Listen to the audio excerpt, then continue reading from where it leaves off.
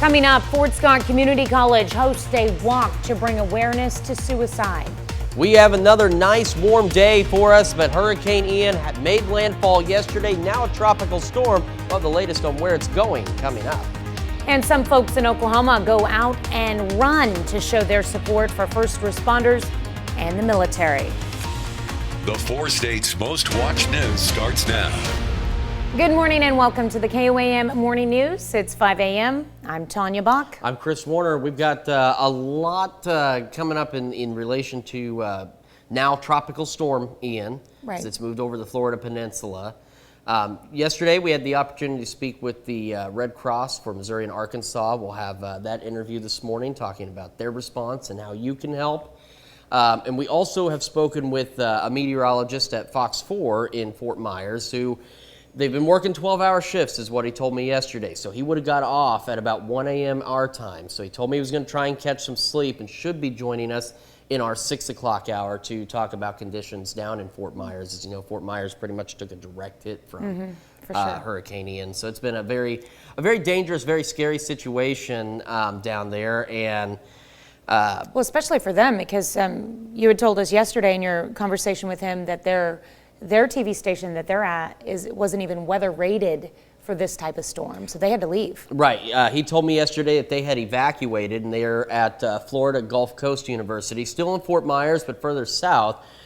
He told me their station's rated for 105-mile-an-hour winds, and of course, as we know yesterday, the sustained winds, not counting gusts, were 155 when Ian made landfall near Fort Myers. So they've been operating out of an alternate location. We did look up their address, and I don't have a map or anything handy, but we looked up where their television station is, and its location in Fort Myers, you know, they're questioning what they're going to come back to once the waters start to recede across the city. So we'll have a lot more on that. And we do have some updated information, of course, on Ian, where it is and where it is going. So as you can see, it's moving still northeasterly across the Florida Peninsula. We've got tropical storm warnings from South Carolina all the way down through Florida as this tropical storm continues to move out toward the Atlantic. And that's what it's going to do. Now, right now, the winds are at 65 miles an hour, so that does make it a tropical storm. But it's going to pick up some strength moving out over the Atlantic and is expected to get close to hurricane status again, but should not reach hurricane status before it turns around and makes landfall again. And it's set to do so tomorrow afternoon or evening, right in South Carolina near Charleston. So, of course, we'll have updates as that comes up. Here in our area, 7th range line, we look good. Temperatures cool but nice. 51 degrees in Joplin. We got 49 Iola, 53 Columbus, 51 in Neosho. Kids getting on the bus today. It's a little cooler today. Again, 50 degrees, mostly clear. Gusty winds out of the southeast later today. 73. We're a little slow to warm under mostly clear skies, and we will eventually warm to a high of only 78 degrees. Still above normal for this time of year, but pretty pleasant. Mostly clear skies and mostly clear tonight. And we're going to drop back quickly to an overnight low of 48. We're still dry for the next few days, but we have some rain that we're watching next week. We'll talk about that here in just a few minutes. All right, definitely a lot to discuss. Yeah, still a lot going on down there. So, and of course, hopefully a little bit more going on here with some rain. That would be nice. All right, thanks, Chris. One person is dead after a shooting at a hospital near Little Rock, and a suspect is in custody. The hospital, CHI St. Vincent North in Sherwood, Arkansas, was put on lockdown as authorities responded. Police say the victim was visiting a patient and was shot by a person he knew. The suspect was later arrested at a gas station. Newton County authorities say an escaped inmate is back in custody. Michael Durison escaped from police custody on the 18th. While being treated at Freeman Hospital in Neosho. Newton County authorities were holding him on a fugitive warrant out of Louisiana. On Tuesday, police found Durison in a travel trailer in Joplin. He's facing several new charges in Newton County, including assault, robbery, and armed criminal action. Authorities also arrested a woman at the scene. Fort Scott Community College held an awareness walk for suicide prevention. Linda Herr has been organizing these awareness walks in the southeast Kansas area for 7 years in honor of her husband and brother-in-law. Even though National Suicide Prevention Week was 3 weeks ago, spreading awareness is a year-long effort. I do. I think mental health is always something that can be spoke about and supported. I think that all of our family members and athletes could really use extra love, and I think bringing awareness to suicide can really help do that. This walk gives heavy hearts an activity to participate in to honor of their loved ones. Some folks in Oklahoma got out and ran on Wednesday to show support for first responders in the military. It's part of the Great American Relay. The relay starts in Santa Monica, California, and finishes at the World Trade Center in New York. One of the legs of the relay starts at the Afton, Oklahoma Fire Barn, where people run to the fire station in Fairland. I ran almost 10 miles from, Veneta, out between Veneta and here, into Afton. The running itself is not the important part. I'm running to help support these causes. He's supporting military veterans and first responders. That's the important thing for me. The trip from Afton to Fairland was 8.3 miles. An upcoming panel in Joplin aims at addressing child care challenges and possible answers to those challenges. Amy Kaufman is one member of this panel that was formed by the Alliance of Southwest Missouri. Kaufman and a few others started talking about the issue of area child care. The panel will meet next month and will include members from the Alliance of Southwest Missouri, Joplin's Chamber of Commerce, workforce experts, and child care workers. Kaufman says the ultimate goal of this panel is to increase the local labor force. And in fact, it is cheaper to have a child in college. In-state tuition, college tuition is cheaper than infant daycare. So part of the problem is affordability. It's very expensive, and that's why people aren't in the workforce. They have to stay home. The panel will meet October 20th at the Advanced Training and Technology Center in Joplin. It's open to the public, and all community members are encouraged to submit child care challenges of their own. You can follow the Alliance of Southwest Missouri on Facebook for more information. Well, the sky is no longer the limit with drone technology. Pittsco Education in Pittsburgh designed a drone maker kit for kids in kindergarten through 12th grade. The kit is customizable and enables students to make their own drone. Pittsco Education provides hands-on STEM products not only here in the U.S., but in more than 60 countries. At Pittsco, our belief is that students activate their minds when they actually put their hands on the product and get to make engineering decisions about the product. The Drone Maker Kits is on pre-sale right now for $70 and will be available for shipment in November. If you're interested in the Drone Maker Kit, you can visit our website at KOAMnewsnow.com. Absolutely fascinating. Our forecast for the rest of the week. We will start to warm back up into the lower to mid 80s as we head into the weekend. We'll stay clear and dry. As you can see, as we head into Tuesday and Wednesday, we cool off a bit, watching some rain chances, and we're watching additional rain chances by Friday and Saturday of next week. But we are set to really warm up. I mean, these temperatures are going to be upwards of 20 some odd degrees above where we should be for this time of year. So we look at 91 by next Saturday for a high. All right, well, that's a look at this morning's top stories and weather in our first 7 minutes. Up next, coming up on the KOAM Morning News, MSSU and PSU are set to take each other on this weekend. We'll have how Mizzou's head coach, Coach Bradley Atiba feels about PSU's defense. Plus, the Chicago Museum of History puts on a creepy exhibit just in time for Halloween. All right, and approval for COVID boosters for kids could come as soon as October. You're watching the KOAM Morning News. More real news in the morning. We'll be right back. Well, this week is rivalry week for Pittsburgh State and Missouri Southern football. The Gorillas host the Lions on Saturday afternoon. Both teams are kind of on a roll right now. Pitt State 4-0, ranked 10th in the country. Missouri Southern 3-1 on their first 3-game winning streak since 2013.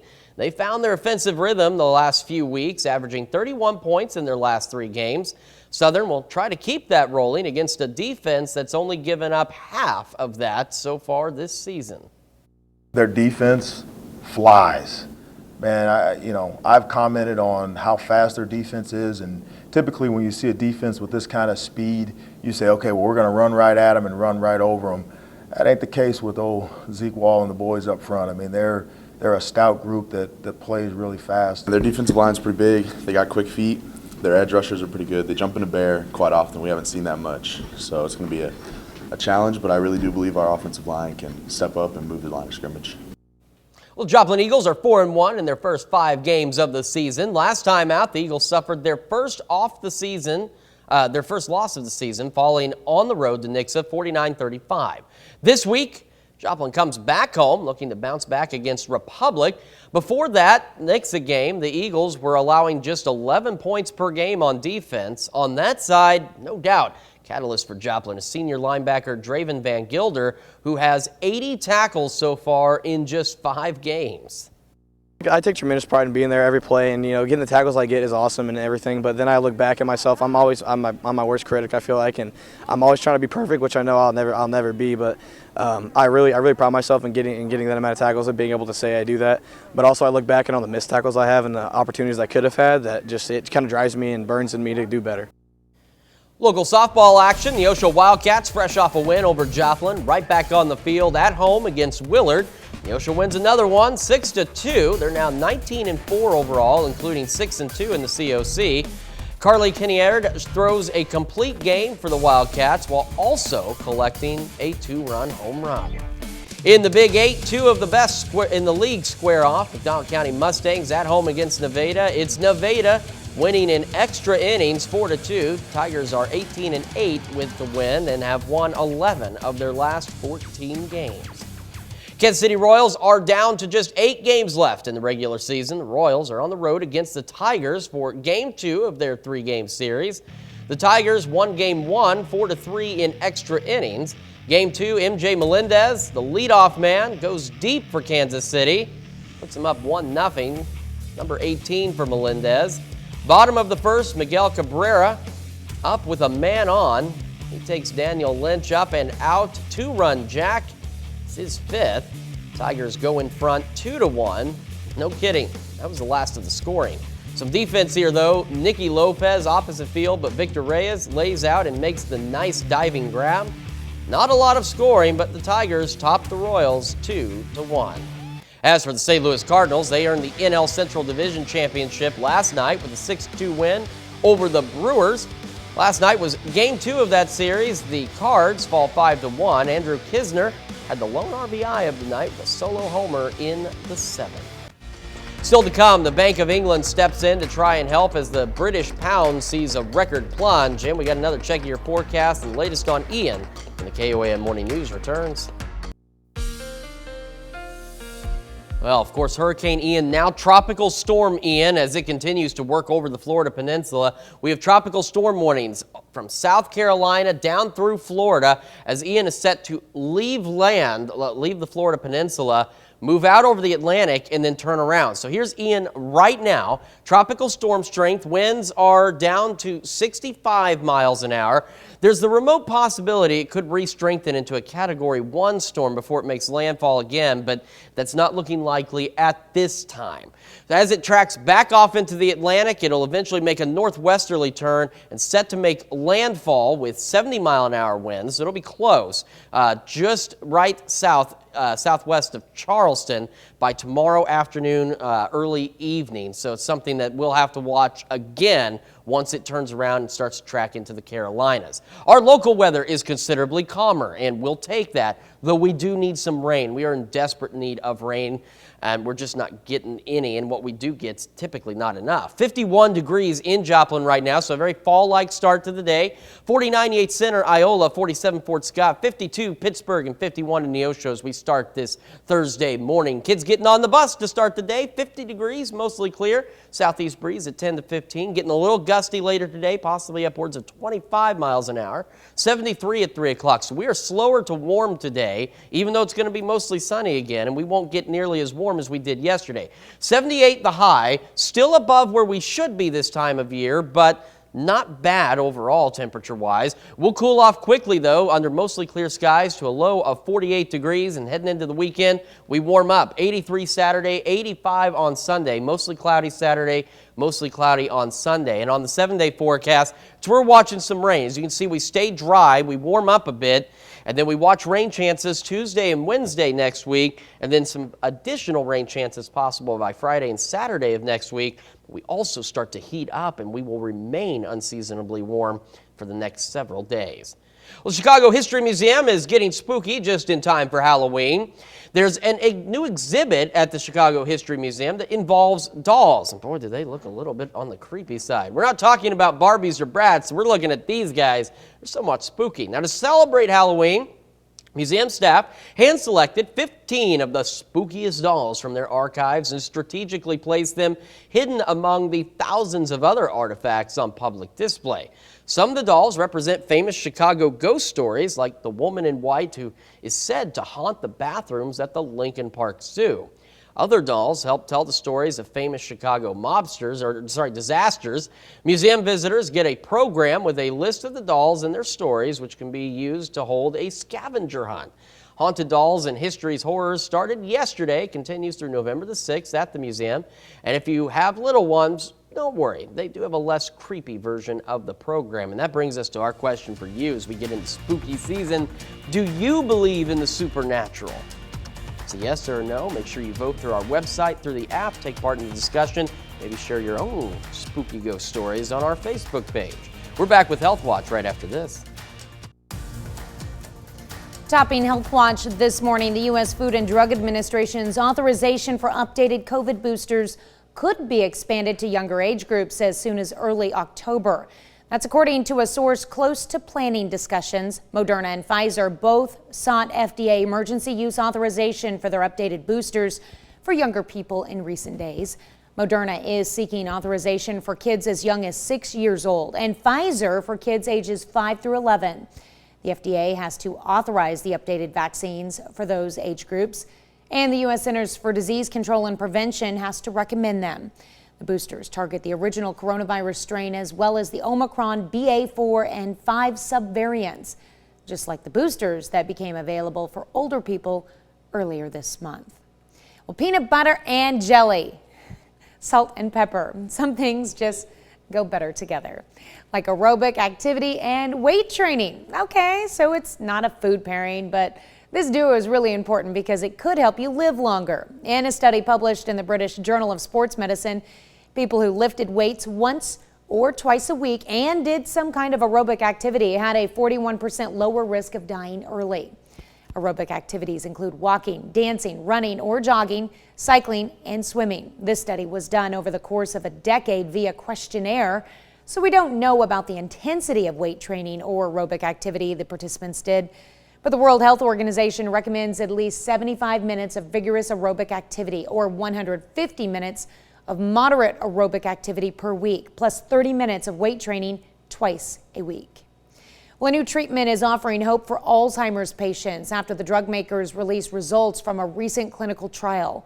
Mandy Gaither has more on what the data shows and why some believe this is a promising step towards helping those suffering with this disease. In the U.S., around 6 million people are living with Alzheimer's disease, but a new monoclonal antibody treatment is showing promising results, according to drug makers. It's been a long time since we've had a development like this potentially in the world of Alzheimer's. The companies that make the drug say clinical trials show it slowed the rate of cognitive decline by about 27% in those studied. Some of the 1,800 people in the trial got the drug, while others got a placebo. Over 18 months, they were asked questions about memory, orientation, and problem solving. And while 27% may not sound like a large number, in terms of being able to still be functional, if you have that sort of slowing of cognitive decline, that can be really significant. In the trial, the treatment seemed to reduce the amount of plaques in the brain of a person with Alzheimer's disease. It's not entirely clear what the relationship is between clearing plaques and improving cognition, but this drug seemed to do both. While this treatment is promising, it's still early. They still got to, put this through the peer review process. They've applied for accelerated approval from the FDA. If the treatment is given the green light, it could be available as early as next year. One of the drug makers, Biogen, is also the company behind another Alzheimer's drug, Aduhelm, which was controversially approved by the FDA in June of 2021.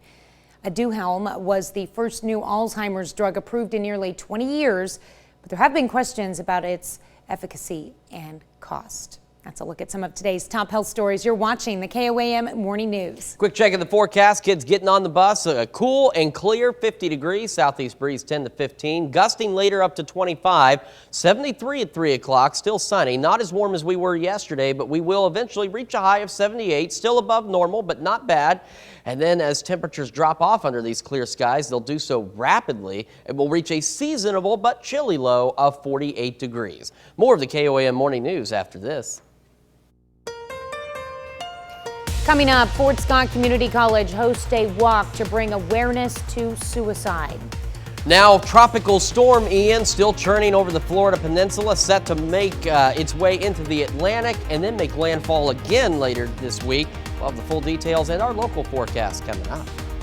And some folks in Oklahoma go out and run to show their support for first responders and the military.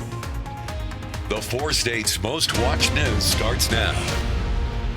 Good morning and welcome to the KOAM Morning News. It's 5:30. I'm Tanya Bach. I'm Chris Warner. So again, Hurricane Ian making landfall yesterday afternoon or early morning, and now is a tropical storm as it's been tracking across the peninsula, but it's going to re-enter the Atlantic waters a little later today and then make landfall again tomorrow. That's what we're going to talk about real quick. We have tropical storm warnings from South Carolina down through Florida as Ian begins to push off into the Atlantic. Still a lot of rainfall to deal with, as you can see, over Florida. Winds on Ian right now at 65 miles an hour on the latest update. And as it begins to track off, it is expected to intensify a little bit, reaching close to Category 1 strength, as you can see. But should not regain hurricane status before it makes landfall again in South Carolina near Charleston. So again, we'll keep an eye on it as it continues to get out there into those warm waters and then head for the Carolina coast. Here locally, we are good, clear skies and a crisp but fall-like morning, 51 degrees, right about where we should be this time of year. 49 in Iola, 47 Fort Scott, 48 Lamar, and 50 in Carthage as we start this day. Kids getting on the bus, cool, but again, seasonable, 50 degrees, mostly clear skies, southeast breeze 10 to 15, gusting to 25 later today. 73, we're slow to warm up under mostly sunny skies, but we will warm up to an unseasonably warm temperature of 78 degrees this afternoon, and then we'll cool back down to a chilly but seasonable low of 48 degrees. And as we head into the weekend, looking at mostly cloudy Saturday, we warm up though, 83, 85 Sunday under partly cloudy skies. We stay dry, but there is some rain on the horizon. We're going to talk about that in the 7-day forecast here in a few minutes. All right, sounds like a plan. Thanks, Chris. Well, an upcoming panel in Joplin aims at addressing child care challenges and possible answers to those challenges. Amy Kaufman is one member of this panel that was formed by the Alliance of Southwest Missouri. Kaufman and a few others started talking about the issue of area child care.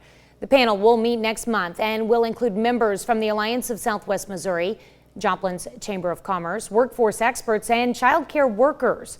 Kaufman says the ultimate outcome of the panel is to increase the local labor force. If families don't have reliable child care, then they can't join the workforce. And so having safe and reliable child care ensures that we have a consistent and productive workforce. The panel will meet October 20th at the Advanced Training and Technology Center in Joplin. It's open to the public, and all community members are encouraged to submit child care challenges of their own. You can follow the Alliance of Southwest Missouri on Facebook for more information. Well, some folks in Oklahoma got out and ran on Wednesday to show support for the first responders and the military. It's part of the Great American Relay. The relay starts in Santa Monica, California, and finishes at the site of the World Trade Center in New York.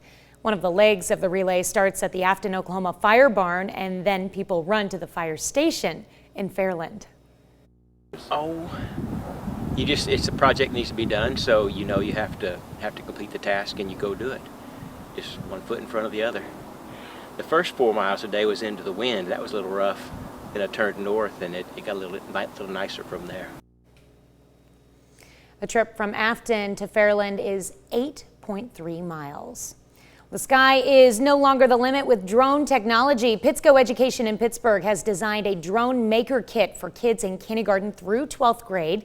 The kit is customizable and enables students to use the engineering design process to make their own drone. Pittsburgh Education provides hands-on STEM products not only here in the United States, but over 60 countries. It is all about making conscious decisions about, I want a larger drone, a smaller drone, I want it to perform this way or that. And so it's a very unique offering in the market because most every drone is straight out of the box ready to fly. The drone maker kits are on pre-sale right now for $70 and will be available for shipment in November. If you're interested in the drone maker kit or any other Pittsburgh products, you can visit our website at KOAMnewsnow.com. Well, Venture Capital Studio in Joplin is celebrating the first cohort of Joplin area builders. Builders and Backers is a business accelerator program that seeks to help people understand the foundational assumptions behind their business startup ideas. It helps us grow. It helps thinkers stay and say, okay, if I can plant a seed here in Joplin and let it grow, then they can continue to make Joplin a better place to live. The Joplin area has produced 10 builders so far. Fort Scott Community College is spreading awareness about suicide prevention by getting active. KOAM's Amber Jenkins has more. Heavy hearts are gathering at Fort Scott Community College to walk in honor of a loved one who struggled with suicide. I think mental health is always something that can be spoke about and supported. I think that all of our family members and athletes could really use extra love, and I think bringing awareness to suicide can really help do that. Fort Scott Community College cheer and golf teams participate and volunteer in the walk to show support. It's important because everyone, like Chelsea mentioned, all have issues with mental health, and no matter what sport it is or what part of your life, so we're here to support. No matter what you do or who you are, everyone needs a support system. I'm a parent, I'm a grandparent, and I understand people need people. This walk does more than just spread awareness. It also shows the community of Fort Scott cares. Reporting in Fort Scott, Amber Jenkins, KOAM News. Well, the walk gives heavy hearts an activity to participate in to honor their loved ones. This morning, we're talking about creepy dolls. There's a new exhibit at the Chicago History Museum involving some really creepy ones. Oh. To celebrate Halloween, museum staff hand-selected 15 of the spookiest dolls from their archives and strategically placed them hidden among the thousands of other artifacts on public display. Some of the dolls represent famous Chicago ghost stories. Other dolls help tell the stories of famous Chicago disasters. Museum visitors get a program with a list of the dolls and their stories. Haunted Dolls and History's Horrors continues through November the 6th at the History Museum. I think the creepiest ones are the ones where the eyes look like they're always following you. Yeah, those can be pretty creepy. That's our question for you today, though, is do you believe in the supernatural? I know I certainly do. So far, 100% of you say that you do. So that's our early risers. There's some ghost stories to share. Make sure you vote through our website, the app, and then maybe share your own spookiest story. But I love how it updates live because all of a sudden the no's jumped in. And so now there's 20% of you know. Still 80% say yes. Maybe share your own creepy story on our Facebook page too. Oh, that'd be great. Yes. Just in time for spooky season. Facebook is a little funky this morning, so you'll have to go to my Facebook page to share your comment. All right. Yeah, sorry about that. That's okay. Facebook and technology, you know how it is. Our 7-day forecast, you know how that is. We warm up starting tomorrow, 82, through the weekend, then into next week. Staying clear and dry, and then we head into Tuesday and Wednesday. We're watching some shower chances.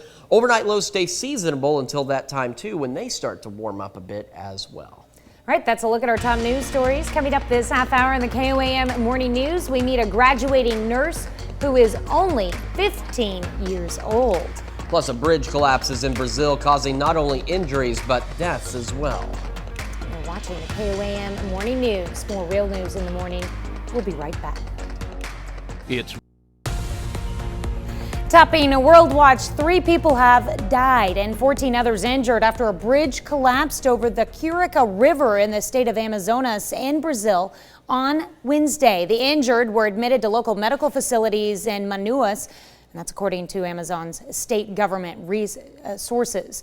Officials advised they have mobilized to help victims, reestablished emergency ferry traffic, and short-term reconstruction of the bridge. The mayor of Manaus, David Almeida, visited the scene of the accident and shared the video, of course. Well, the Bank of England is intervening in the UK debt market following the government's program of tax cuts and a record plunge in the pound. The move aims to prevent dysfunction and risk to UK financial stability. In a statement, the bank said it was monitoring developments in financial markets very closely after the pound's fall led to a significant repricing of UK and global financial assets. That's a look at some of your biggest headlines from around the world. Here's Chris with another look at your forecast. Yeah, Hurricane Ian, now Tropical Storm Ian, churning on the east side of the Florida Peninsula, will eventually make its way into the Atlantic Ocean. And that's why we've got tropical storm warnings from South Carolina through Florida. And the reason for that is as Ian gets back into the Atlantic, it will eventually make landfall again later, actually tomorrow afternoon, early evening. Winds are down to 65 miles an hour, and it is expected to re-intensify a little bit over the Atlantic, get close to Category 1 strength, but it should not reach hurricane status again. But it will still be a strong tropical storm. Once it starts to move out to the Atlantic, it turns northwesterly and is set to make landfall again in South Carolina near Charleston sometime early evening tomorrow. So we'll keep an eye on that and have the latest on Ian as it re-enters the United States later this week, and then of course bringing heavy rain to most of South Carolina, a good chunk of western North Carolina as well into the weekend. Here though, we're not getting any rain unfortunately, and we really need it. 51 degrees in Joplin right now under clear skies. We've got decent temperatures. They're fall-like, they're chilly but fall-like. 48 Iola, 51 Pittsburgh, 50 Neosho, and 51 in Anderson to start the day. Kids getting on the bus, 7 a.m. should be clear and 50 to the southeast breeze at 10 to 15. That breeze will gust to 25 later. Looking at 73 by 3 o'clock under clear skies. We're going to be slow to warm today, but we will eventually reach a high of 78 under mostly clear skies. Cooler than yesterday, but still warmer than where we should be. Heading into tonight, we stay clear. Temperatures drop off quickly. Chilly low of 48 degrees. But again, 48 is where we should be for this time of the year. Our overnight lows are where they should be. It's our afternoon highs that are still a bit above normal. They're going to continue to be above normal as we head into the weekend with mostly clear to partly cloudy skies. And then we're watching rain chances by Tuesday and Wednesday of next week. And we really start to warm up before additional rain chances come in by the end of next week. Check this out. We're talking 86, 89, 91 by next Saturday, which puts us upwards of 20 some odd degrees above where we should be for this time of year. We'll be back with more of the KOAM Morning News right after this. Here's a check of today's top headlines, the news you need to know before you head out the door. A shooting at a hospital near Little Rock takes the life of one person. Authorities take a suspect into custody. The hospital, CHI St. Vincent North in Sherwood, Arkansas, was put on lockdown as authorities responded. Police say the victim was visiting a patient and was shot by a person he knew. The suspect was later arrested at a gas station. An escaped inmate finds himself back in the custody of Newton County. Michael Durson escaped from police custody on the 18th while being treated at Freeman Hospital in Neosho. On Tuesday, police found Durson in a travel trailer in Joplin. He's facing several new charges in Newton County, including assault, robbery, and armed criminal action. Authorities also arrested a woman at the scene. Fort Scott Community College holds an awareness walk for suicide prevention. Linda Purr has been organizing these awareness walks in the southeast Kansas area for 7 years in honor of her husband and brother-in-law. Even though National Suicide Prevention Week was 3 weeks ago, spreading awareness is a year-long effort. Some folks in Oklahoma got out and ran on Wednesday to show support for the first responders and the military. It's part of the Great American Relay. The relay starts in Santa Monica, California, and finishes at the site of the World Trade Center in New York. One of the legs of the relay starts at the Afton, Oklahoma Fire Barn, where people run to the fire station in Fairland. That's a check of today's top headlines. The news you need to know before you head out the door. And as you head out the door, the latest on now Tropical Storm Ian. Winds are at 65 miles an hour, getting ready to exit the Florida Peninsula and re-enter the Atlantic waters before it will make landfall again tomorrow. So this is its current position. It'll track back to the northeast out over the Atlantic before it'll begin to curve around on a northwesterly track and set to make landfall tomorrow late afternoon, early evening in South Carolina near Charleston as a tropical storm, possibly a strong tropical storm. And in addition to any winds, there's of course the tornado threat, a flooding threat, and it will continue to track into western North Carolina. So that's something else that we will continue to watch over the next 24 to 48 hours. Here locally, we are clear. We have nice skies and fall-like temperatures, 51 degrees in Joplin right now. We've got 50 Chanute, 53 Parsons and Columbus, 50 Neosho, and 54 Anderson as we start the day. Kids getting on the bus this morning at 7 a.m. We're looking at 50 degrees, mostly clear skies, southeast breeze 10 to 15. Later today, that breeze picks up a little bit, gusting to 25. We're slow to warm up though, 73 by 3 o'clock, still mostly clear. We will still warm up though to a high of about 78 degrees, above where we should be, but not as warm as we were yesterday. And then we're quick to cool off. It'll be a chilly 48 degrees, but that's right where we should be for this time of year. And that's been the trend, is our afternoon highs are above normal, but our overnight lows are right where they should be. And you can see more of that above normal stuff on our 7-day forecast.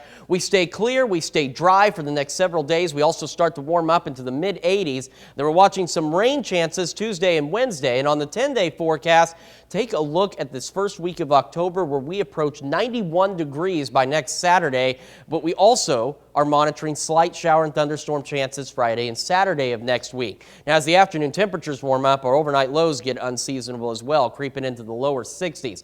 These rain chances all slight, but we're keeping an eye on them, and at this point, any rain we can get in here will help. It won't do anything really for the drought, but it'll certainly help us out. We're keeping our fingers crossed that these rain chances increase as we head into next week. We've got more of the KOAM Morning News right after this. Well, a teenager is working to become the youngest person to graduate from Arizona State University's nursing school in Phoenix. Cameron Paulum has the story. I'm first going to have you turn your head to the left and right. She may not be old enough to drive. I'm just going to have you let this kind of flop to the table there. Perfect. But in less than a year's time, 15-year-old Eliana Tenenbaum will become the youngest person to ever graduate from ASU's Edison College of Nursing program. Well, from a very young age, I've been passionate about medicine and helping others. And I think that largely has to do with my dad, who is a general practitioner. It was at his office where she was first introduced to what would become her future passion. Under his watchful eye, she even gave her first B12 shot to her dad at just 4 years old. He taught me how to do thyroid ultrasounds and interpret them at 8 years old. So it only makes sense that next summer she'll receive her BSN, just the first step in her journey to becoming a nurse practitioner. Her determination to succeed came into focus even further during the pandemic. Well, it definitely served as an eye-opener event, but I really would say that it honestly reinforced my idea of becoming a nurse because look, we need people so badly to help care for patients, and I want to be one of those people. Eliana graduated high school early while also being enrolled in college courses, a pace of learning she's come to embrace now within ASU's 16-month accelerated nursing program. We need capable, intelligent, unafraid, and bold nurses out there. Clinical Associate Professor Dr. Alidia Munoz-Rascon says they are attributes she saw in Eliana immediately. Seeing these students that have this fire, that have this excitement, that have just this drive, that it gives me hope for the future of our nursing profession, and I think that's exactly what we need right now. And while she is young, she'll be able to legally work as a nurse as soon as she passes her boards. So that's absolutely fascinating. I mean, that's not unusual these days. There's some pretty bright kids out there that graduate from a number of things early, and that's just another example of when you've got the passion, you've got the smarts, you can do anything. You can go anywhere. It's how we got here. That's true. Very true. Because I started in news when I was 16. That's impressive. 16 years old, and I was reporting at 17. And Well, I just, technically, we were reporting as like little kids, just not. well, in yeah, official okay, so we were capacity. little kids. Yeah, I was Yeah. doing the weather and doing the news when I was like 6 years old. So, but on air, it's been a hot minute. But we've got another check of your forecast here in just a couple minutes. All right, we've got a nice fall-like start to the day across the area. Temperatures in the 50s. Kids getting on the bus this morning, 50 degrees, mostly clear at 7 a.m. And then we're looking at 73 and mostly clear by the time they get home. We're slow to warm up today, but we will still be above average for our afternoon highs. We're heading for a high ultimately of 78 degrees. We will eventually get there. Mostly sunny today. We stay mostly clear heading into tonight, and then we're quick to drop off though. Look at this, 48 degrees. I mean, it's been chilly the last couple of mornings, but bear in mind, our overnight lows are right about where they should be. It's just those afternoon highs that are a little bit out there. This weekend, we really start to warm up. 83 Saturday and then 85 on Sunday. We stay dry and unseasonably warm. And on the 7-day, you can see where that trend does continue. We get up to 82 on Friday, warm up through the weekend, and then we're watching some rain chances. They're slight, but they're there for Tuesday and Wednesday, 82 and 80 on both those days. And our overnight lows start to get unseasonable though as we head into the week ahead. In fact, take a look at the 10-day. You can see where we do really start to warm up to the lower 90s by the end of next week. But you can also see on that forecast where we're looking at additional thunderstorm chances. Again, they're slight, but they're there. We're keeping our fingers crossed for some additional rainfall to help out with the drought situation any way that it can. We've got more of the KOAM Morning News right after this. Coming up, Hurricane Ian weakens as it makes landfall, but still pummels Florida with high winds, heavy rain, and historic storm surge. And of course, Hurricane Ian, as Tanya mentioned, has weakened, now a tropical storm, but it'll move off into the Atlantic Ocean and then circle back for another landfall tomorrow. We'll have the latest on that coming up. And disaster can strike at any time and any place. Our own Yana Hadula takes us inside a training exercise that teaches not just disaster preparedness, but caring for children during such a crisis. The 4 states' most watched news starts now. Good morning and welcome to the KOAM Morning News. It is 6 a.m. I'm Tanya Bach. I'm in here at the desk by myself because we've got Chris Warner over in the Weather Center who's joining us with a special interview from Fort Myers. Yes, that's right, Tanya. Yesterday I was able to speak with meteorologist Andrew Shipley from WFTX Fox 4 in Fort Myers, where he talked about some of what they were seeing yesterday as the hurricane was making landfall. And he joins us live this morning in Fort Myers. Andrew, good morning to you. Good morning. It's undoubtedly been a rough 24 hours. What are some of the things that you've seen down there? What was it like when Ian began to make landfall? You know, obviously, Ian, in the last basically 24 hours, we're seeing a shift in the track off to the east. Originally, we were thinking closer to maybe Venice Beach up in Sarasota County. And now it made landfall here, south down here just off Fort Myers, Cape Coral, if you're familiar with that. And, we're still getting assessment of where things are at. I know the fire department, the police department just put out tweets recently that they're just getting out there now to assess the damage. They've seen debris, collapsed buildings. We've seen construction of sites of brand new hotels collapse. We've seen water from the storm surge over first floor of many buildings on Fort Myers Beach. Just devastation in this area. And I understand as Ian made landfall, we're looking at sustained winds of at least 155 miles an hour. What's that been like in terms of not just dealing with the storm surge, but also these extreme winds? You were talking about some of the devastation that you're starting to see down there now that the hurricane's made landfall.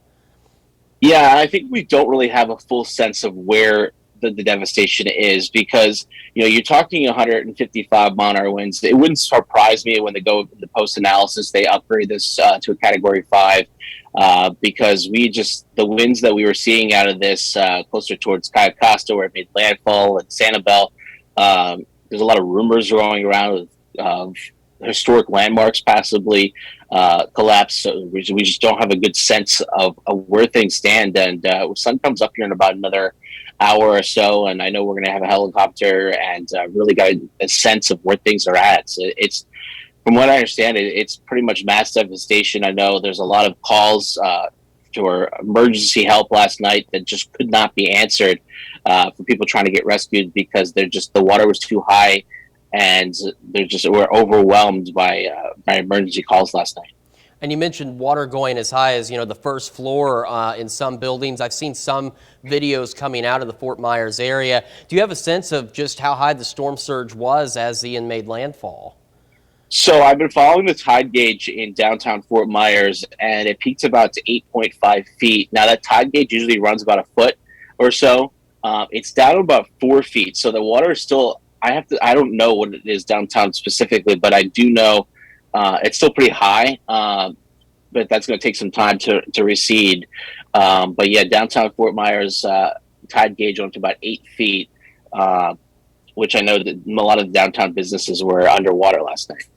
And I also understand that, ahead of the storm, you all evacuated the WFTX studios. What was that process like, and what was the reason behind evacuating?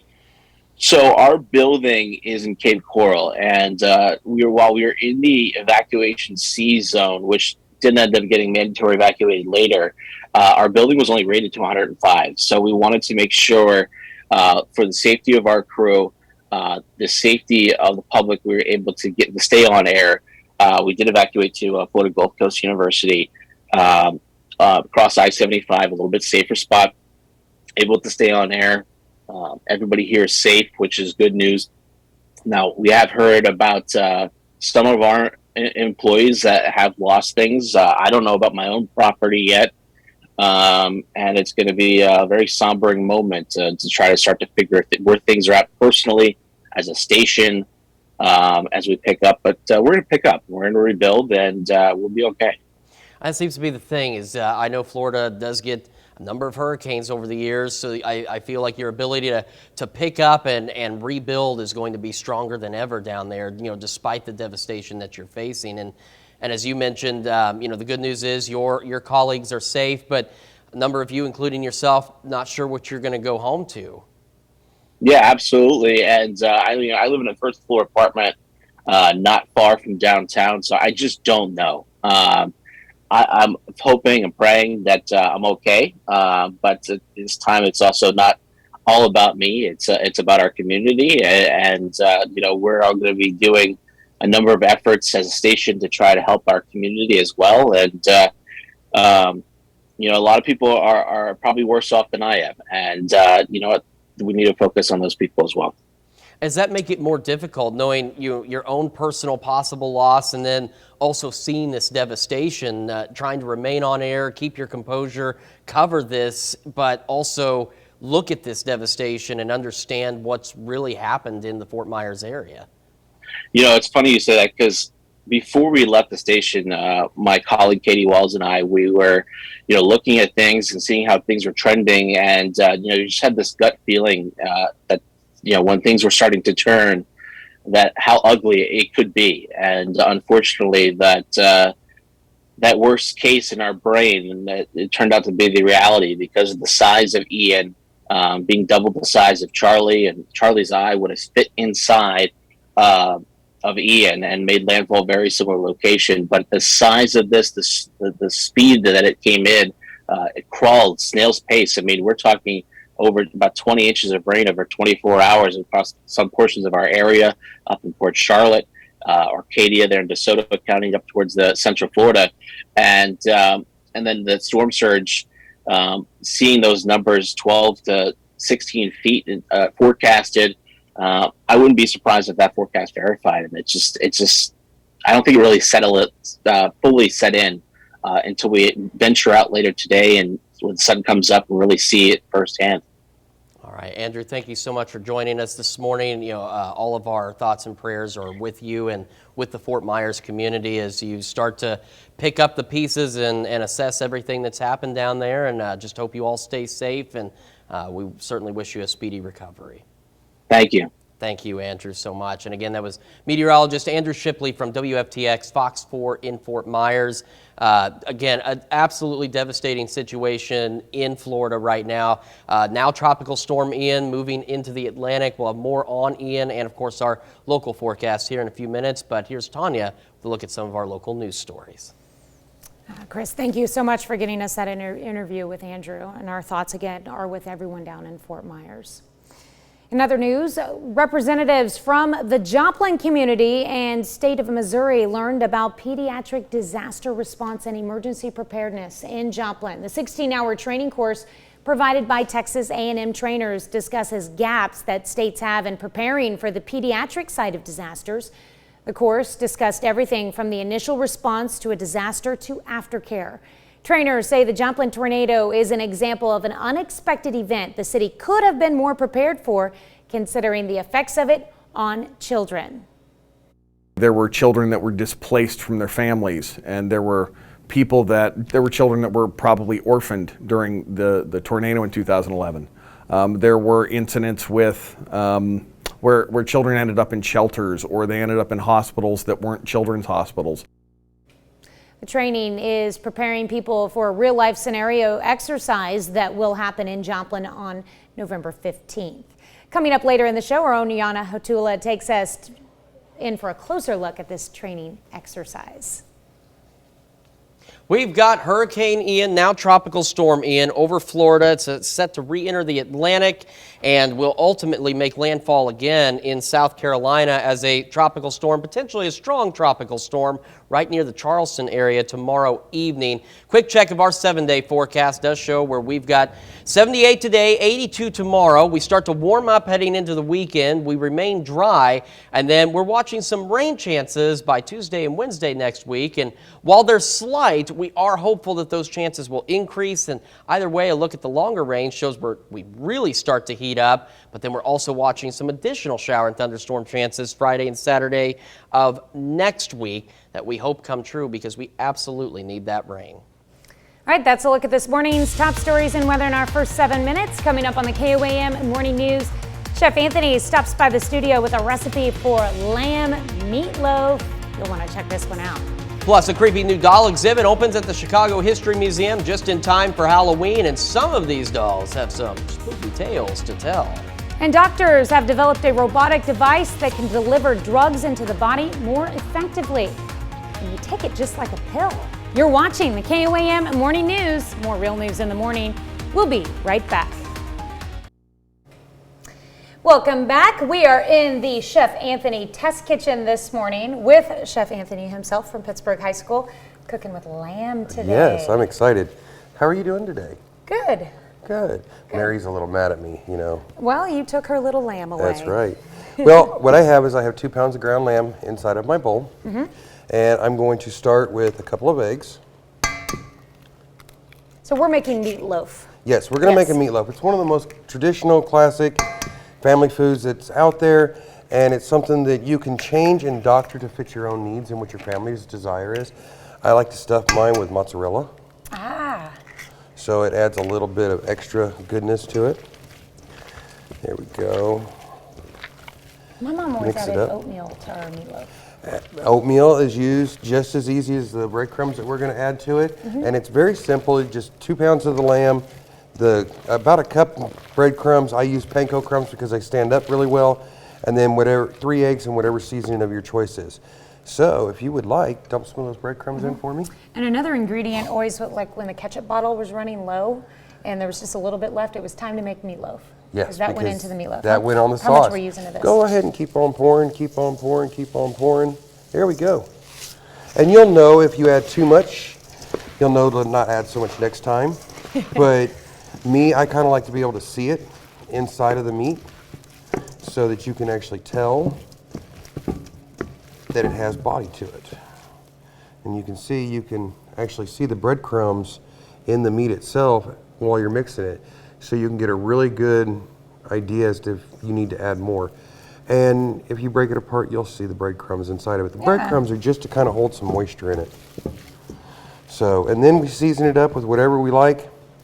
I like to add a little bit of my favorite. This is a Kinder seasoning. It's really, really, really, really, really good.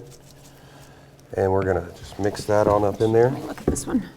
It's smoked onion and jalapeno. Yes, that's my favorite. Of course you picked the jalapeno, knowing that I'm gonna try it.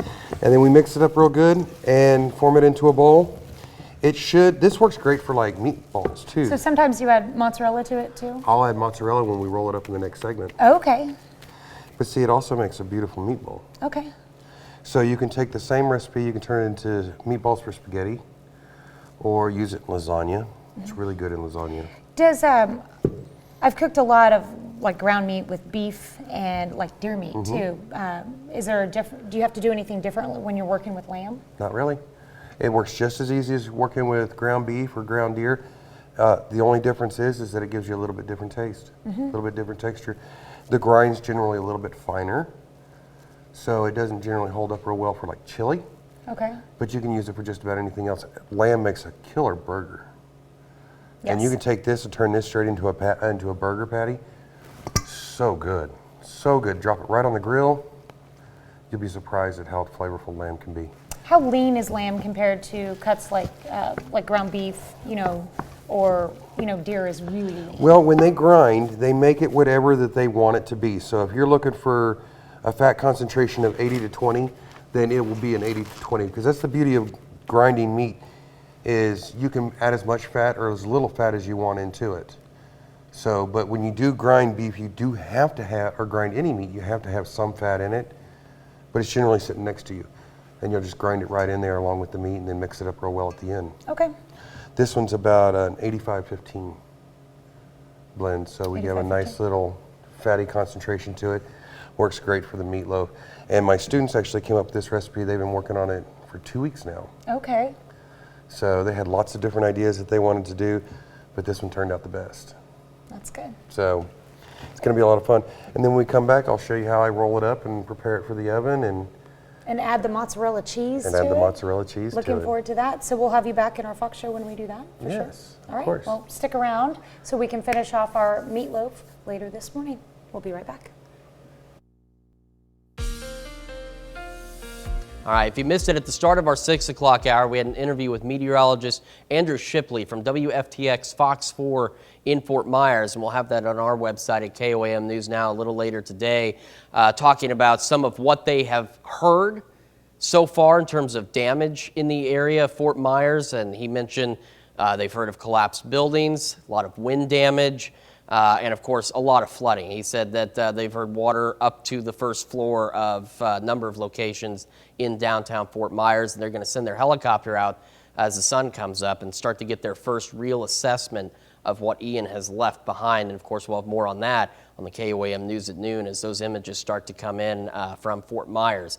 Hurricane Ian, now Tropical Storm Ian. You can still see the center of circulation on the Florida East Coast. It is going to roll out northeasterly into the Atlantic, and as it does so, it will eventually turn back around and make landfall again. So we've got tropical storm warnings from South Carolina back through Florida, and here's the latest on Ian as it stands right now as it prepares to exit the Florida coast. Winds are down to 65 miles an hour. Bear in mind, as it made landfall back in Fort Myers, winds were upwards of 155 miles an hour or greater, with gusts close to 200 miles an hour with this storm.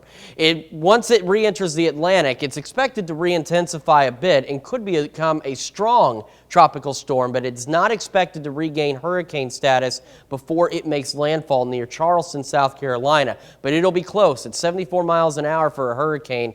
They'll be at 70 with those gusts pushing 85. Beyond that, as it drags further into land, we're talking about a lot of rain and a lot of flooding concerns for the Carolinas, parts of eastern Tennessee, and western North Carolina, western Virginia as well. So something else to keep an eye on with Ian, because we're not done with it yet. 7th and Range Line. We're clear. We're calm here. We've got 50 degrees in Joplin. It's fall-like, but that's where the temperature should be. 48 Yates Center, 53 Columbus, 50 Neosho, and 46 in Monette and Cassville. Kids getting on the bus this morning, about 7 a.m. We're looking at 50 degrees, mostly clear skies, southeast breeze at 10 to 15. When the bus brings them back, we're slow to warm up, 73 at 3, with gusts, though, up to 25 from that southeast breeze.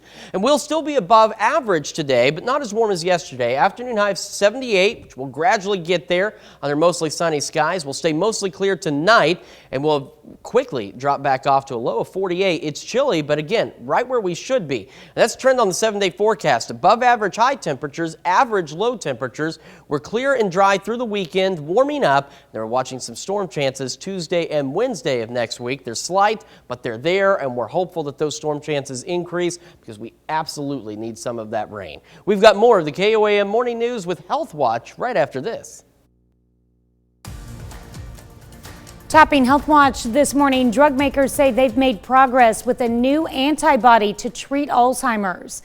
Eisai and Biogen's drug called lecanemab was shown to slow cognitive decline among Alzheimer's patients by 27%.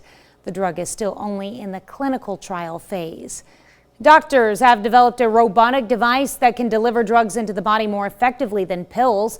Brigham and Women's Hospital researchers say the device looks just like a pill and is swallowed, but once it's in the stomach, it clears away mucus, allowing drugs to be more easily absorbed. And your dog can smell when you're stressed. That's according to a new report. A small study at Queen's University Belfast took samples of dog owners' breath and sweat before and after doing difficult math problems. Their dogs were able to identify the difference between the samples. Scientists say the results show dogs have the ability to smell the odor of stress in humans. That is, if math is something that stresses you out. That's a look at some of today's top health stories. You're watching the KOAM Morning News. All right, our weather here at home is quiet, it is calm, and it is dry. Even though we need rain, it's not on the way yet, but there are changes coming. 7 the range line, a few more cars on the road. Temperatures are very seasonable and fall-like. 50 degrees right now in Joplin under clear skies. 48 Iola, 50 Pittsburgh, 55 in Miami, and 51 in Anderson as we start this day. Kids getting on the bus this morning. It's going to be a nice, cool start to the day. 50 degrees under mostly sunny skies. Southeast wind 10 to 15. And then that wind will be a little gusty later this afternoon, possibly upwards of 25 miles an hour. We're also slow to warm as we'll get to 73 by 3 o'clock, but still under mostly sunny skies. We will still be above average for our high today as we go towards 78 degrees under mostly clear skies.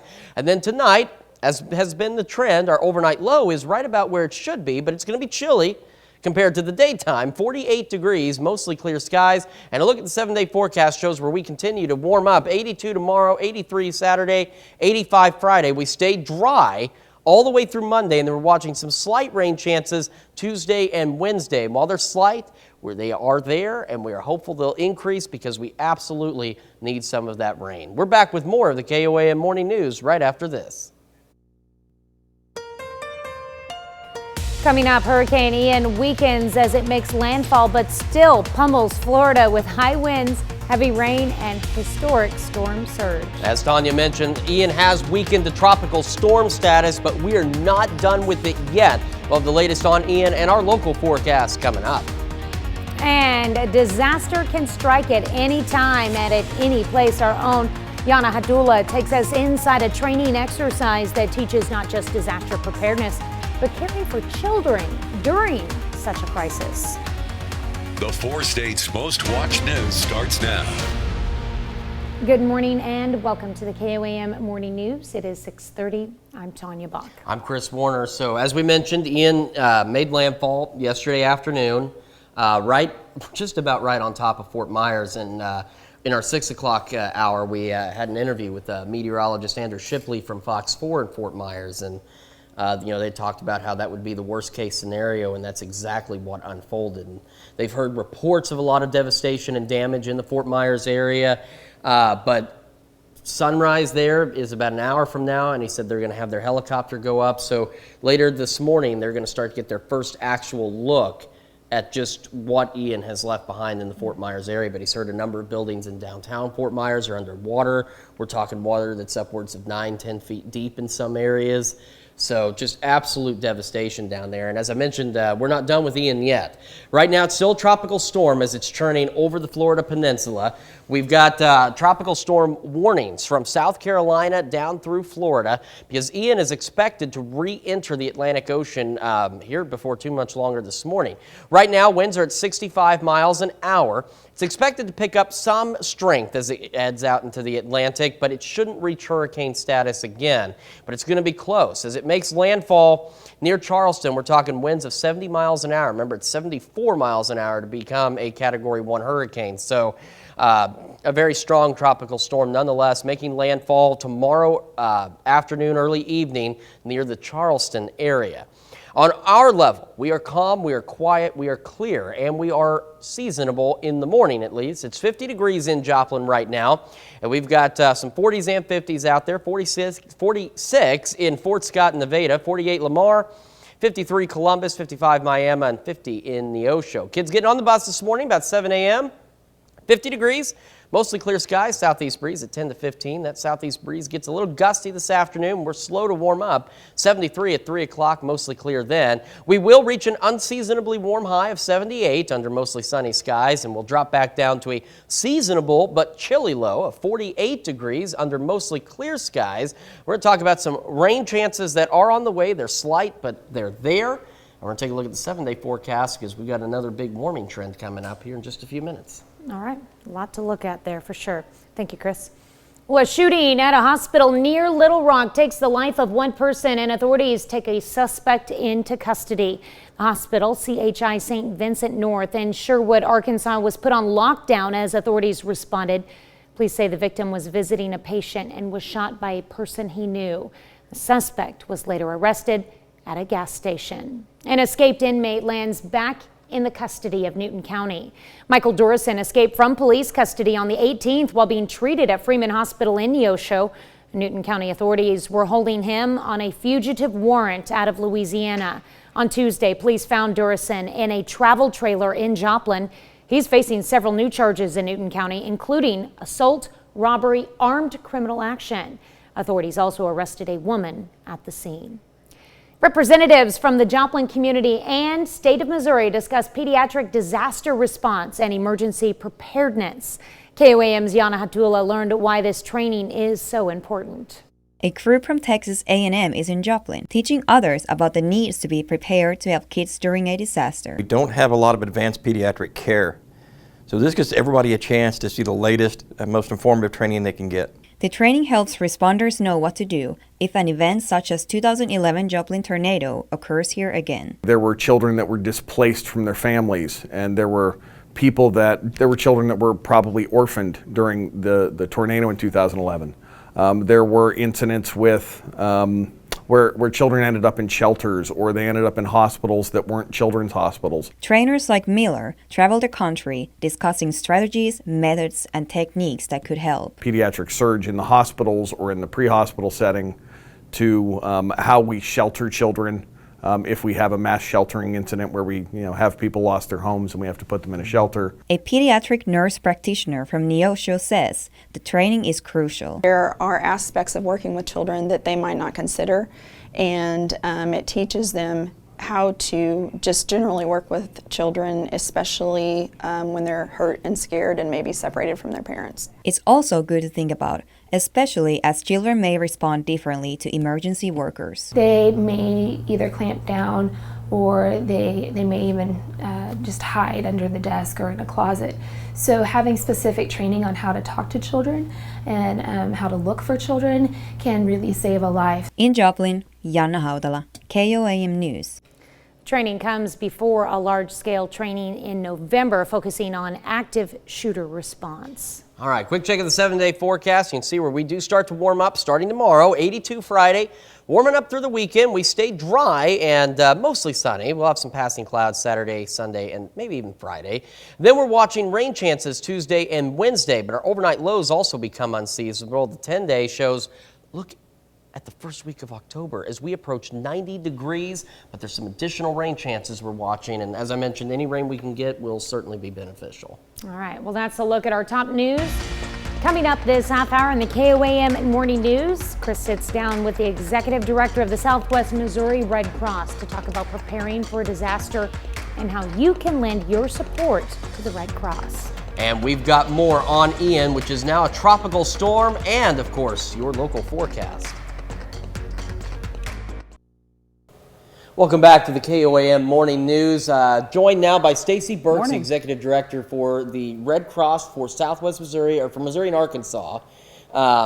Hurricane Ian making landfall yesterday. Certainly a terrifying situation and a very dangerous situation for folks in Florida. And I understand you already have some people that are in Florida to assist down there. We do. We already have Red Cross volunteers in our workforce from the 4 states area, from Missouri, Arkansas region, as well as the Kansas, Oklahoma region on the ground in Florida. We have others who are on standby who are waiting for orders to actually transport down, as well as our emergency response vehicles, which are driven by teams of 2 that will be driven down there to the Florida areas, and they'll be distributing food and hot meals to those in need. How many people does it take to respond to a situation like this, or does it depend on the situation? It really does depend on the situation. Of course, this looks as if it could be a multi-state response for the American Red Cross, so it literally could take a couple of thousand people to respond. And then what we do as the Red Cross is we have people who deploy. Our volunteers will deploy for about 14 days at a time, some longer. But most of the time it's 14 days. And then we will send in another crew to replace that crew. And we do that continually until the Red Cross is no longer needed. And you mentioned there are folks from the 4-state area that are down there or on standby to go down there. Do you know roughly how many volunteers you have in the area just ready to go? Oh, goodness. Probably somewhere between 700 and 1,000. I know that's a wide range, but it's literally changing hourly, and due to the storm's path and coming in, we do have what we call a ground stop, meaning people aren't going to be moving. We're not going to be bringing people in for fear of life-threatening issues with the storm. And so we'll stop the volunteers coming into the Florida, Georgia, Alabama areas and Carolinas until that storm gets out of that, and then we'll be ready to go with those on the ground and others coming back in. And you mentioned you've already got some volunteers. Are there ways for people to volunteer now in preparation to go down to Florida, or when the storm turns around, comes back into wherever they're needed, or are you already set with the folks that you have? So I tell you what, let me answer that in a couple ways. Yeah.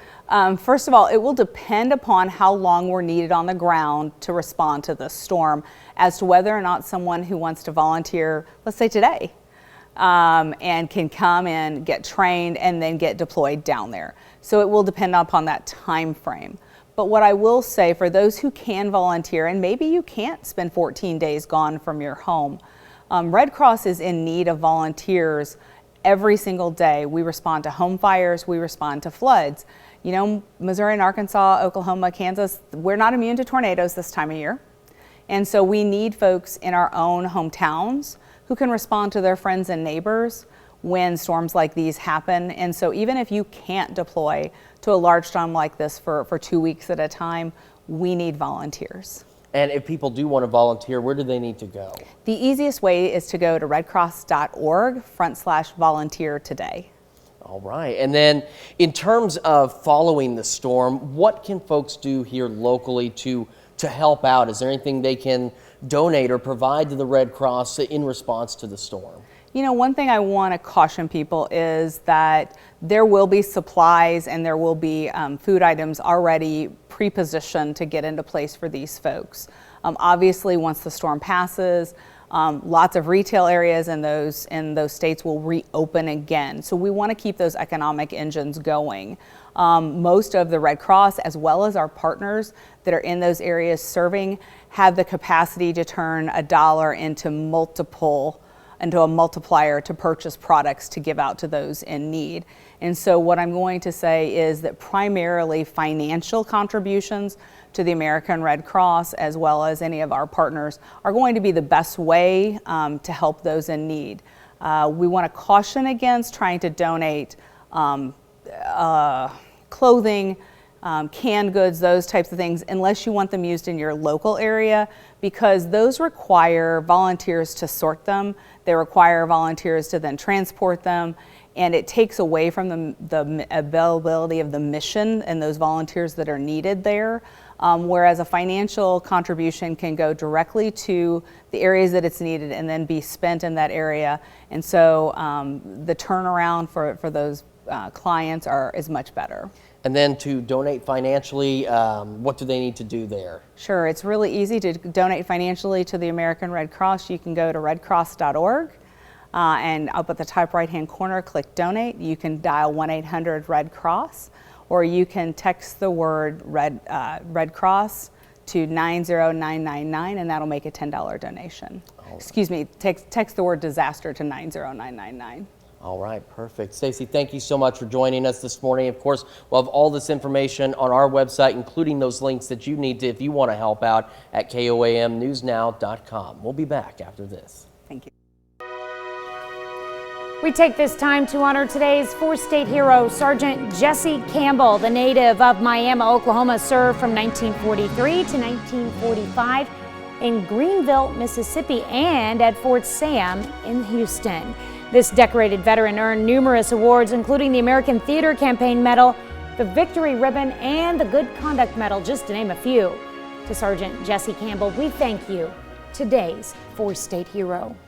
It is time now to celebrate some Thursday birthdays here on the KOAM Morning News, and we begin in Girard with Trip Fox, who's celebrating birthday number 8. Trip, very happy birthday to you.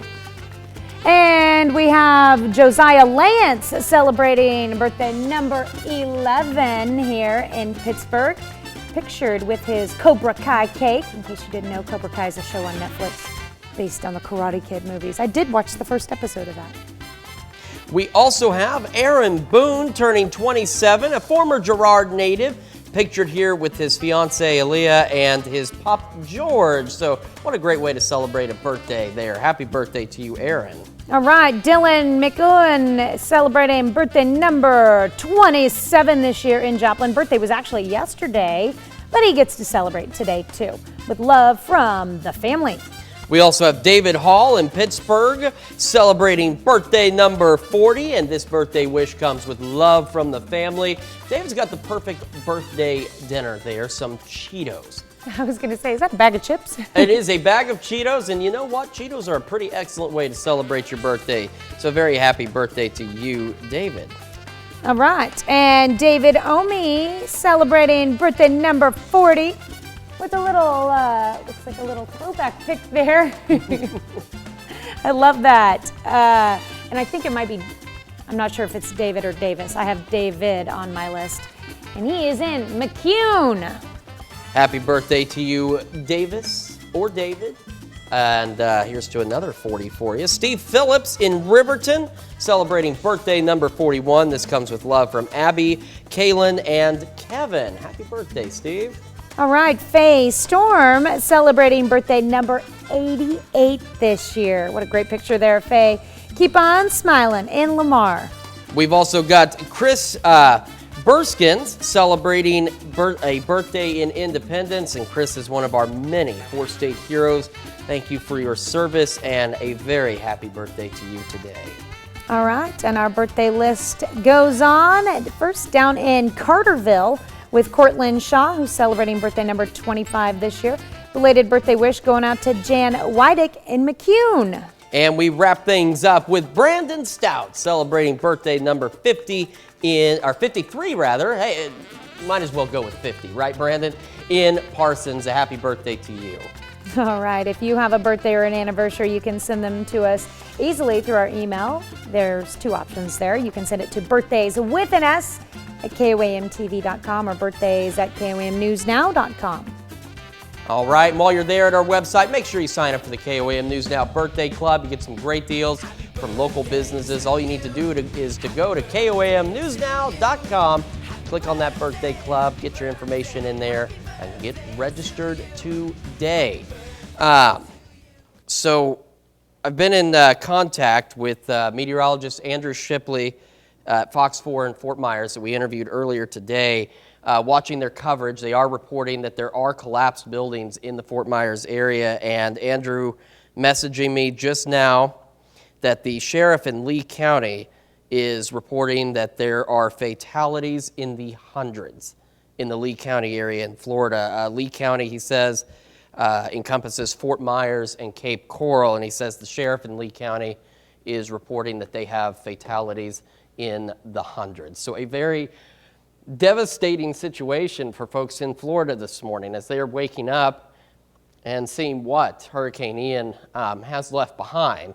And we're not done with Ian yet. We've got tropical storm warnings from South Carolina down through Florida. Ian right now getting ready to move off the coast of Florida back into the Atlantic, 65-mile-an-hour winds. And it is going to make its way to the north-northeast, and then it will start to circle back toward the United States and make landfall as a strong tropical storm near Charleston with winds about 70. Remember, for hurricane status, it's got to be 74 miles an hour or greater. You're looking at, we had some live images down there in the corner out of Fort Myers. The reports as the day is breaking down there are already devastating for those folks in Florida. So, of course, our thoughts and prayers are with them as they work to pick up from this. Here locally, beautiful sunrise at 7th and Range Line, and we've got temperatures that are seasonable. We're at 50 degrees, mostly clear in Joplin. We got 48 Iola, 50 Pittsburgh, 50 in Neosho, and 51 as we start the day in Anderson. Kids getting on the bus, 50 degrees, mostly clear, the southeast breeze at 10 to 15. And as we head through the afternoon, a slow warm-up, mostly clear, 73, gusting to 25, though, on the winds. Still be above average for our temperature today, 78 degrees, mostly sunny. As we head into tonight, we're mostly clear but seasonable with a low dropping down to 48. And we really start to warm up through the week, 82 tomorrow, mid-80s by the time we get into the weekend. And then by next week, we're watching some slight rain and thunderstorm chances. They're slight, they're there. We're hopeful that they do come true for us because we do need that rain. We're back with more right after this. Here's a check of today's top headlines, the news you need to know before you head out the door. A shooting at a hospital near Little Rock takes the life of one person, and authorities take a suspect into custody. The hospital, CHI St. Vincent North in Sherwood, Arkansas, was put on lockdown as authorities responded. They say the victim was visiting a patient and was shot by a person he knew. The suspect was later arrested at a gas station. An escaped inmate finds himself back in the custody of Newton County. Michael Dorison escaped from police custody on the 18th while being treated at Freeman Hospital in Neosho. On Tuesday, police found Dorison in a travel trailer in Joplin. He's facing several new charges in Newton County, including assault, robbery, and armed criminal action. Authorities also arrested a woman at the scene. Fort Scott Community College holds an awareness walk for suicide prevention. Linda Herr has been organizing these awareness walks in the southeast Kansas area for 7 years in honor of her husband and brother-in-law. Even though National Suicide Prevention Week was 3 weeks ago, spreading awareness is a year-long effort. And some folks in Oklahoma got out and ran to show support for first responders and the military. It's part of the Great American Relay. The relay starts in Santa Monica, California, and finishes at the site of the World Trade Center in New York. One of the legs of the relay starts at the Afton, Oklahoma Fire Barn, where people run to the fire station in Fairland. That's a check of today's top headlines, the news you need to know before you head out the door. As we go through today, we're going to be unseasonably warm again. Excuse me, mostly sunny. 78 degrees for our afternoon high, and as we go through tonight, a seasonable low will be mostly clear. Temperature drops back down to 48 degrees, and on the 7-day forecast, you can see where we continue a warming trend again. 82 tomorrow, warming into the mid-80s by the weekend, and watching some rain chances by the middle of next week. All right, well, coming up today at noon, we're making a quick lasagna toss in the Mr. Food Test Kitchen. And your morning news continues on KOAM with CBS Mornings. Now, Hurricane Ian made landfall as a Category 4 storm officially. Next on CBS Mornings, Nora O'Donnell and David Begnaud lead team coverage throughout the state to show you the catastrophic damage and the most powerful storm to hit the U.S. in years. That's right, or you can switch on over with us on Fox 14 where your only local morning news continues. And this morning, Chef Anthony Fisher is back in the Chef Anthony Test Kitchen where he's going to put the finishing touches on a lamb meatloaf.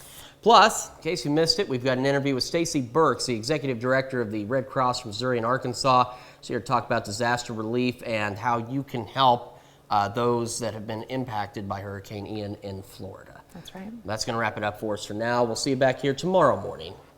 All right, and we're going to do it all again today at noon.